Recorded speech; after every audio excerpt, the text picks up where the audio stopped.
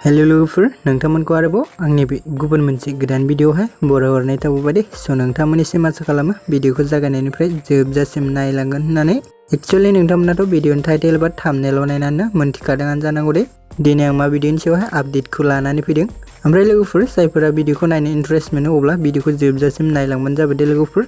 जाहाथे नोंथांमोना भिडिअखौ नायनानै मोजाङैनो बुजियो दे लोगोफोर ओमफ्राय लोगोफोर जोंहा बेबायदिनो माखासे मिउजिक भिडिअ आरो आबुं बर' सावथुनफोरनि सोमोन्दै मिन्थिबाय थानो थाखाय नोंथांमोना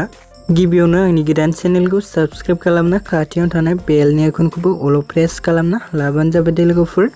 जाहाथे आंबो गोदान भिडिअ हगारोब्ला नोंथांमोना बयनिख्रुइबो सिगांग्रो मोनहैनो हायो दे लोगोफोर ओमफ्राय नोंथांमोनाथ' भिडिअनि टाइटेल एबा थाम्बनेल नायनानै मोनथिखादोंआनो दे एक्चुअली लोगोफोर आं दिनै अख्रां गंसे आबुं बर' सावथुननि सायाव नोंसिनिसिम शेयार खालामनो होनना सानदों दे लोगोफोर एक्चुअली लोगोफोर जाहा रिंसार ब्रह्म यूट्यूब चेनेला अख्रां गंसे आबुं बर' सावथुननि पार्ट 4 खौबो रिलिज खालामना होबाय दे लोगोफोर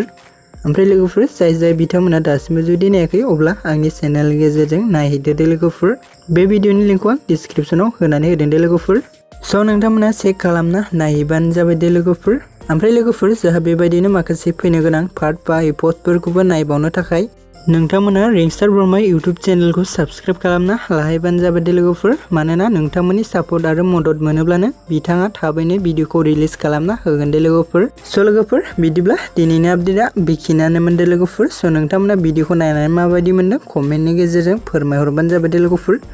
ओमफ्राय लोगोफोर भिडिअफोरा माबा मोनसे गोरोन्थिफोर जालांब्ला नोंथांमोना निमाहा होबानो जाबाय दे लोगोफोर स' लोगोफोर बिदिब्ला दिनैनि भिडिअआ बेखिनियानो दे लोगो मोनबावगोन आरो गुबुन माखासे भिडिअफोरजों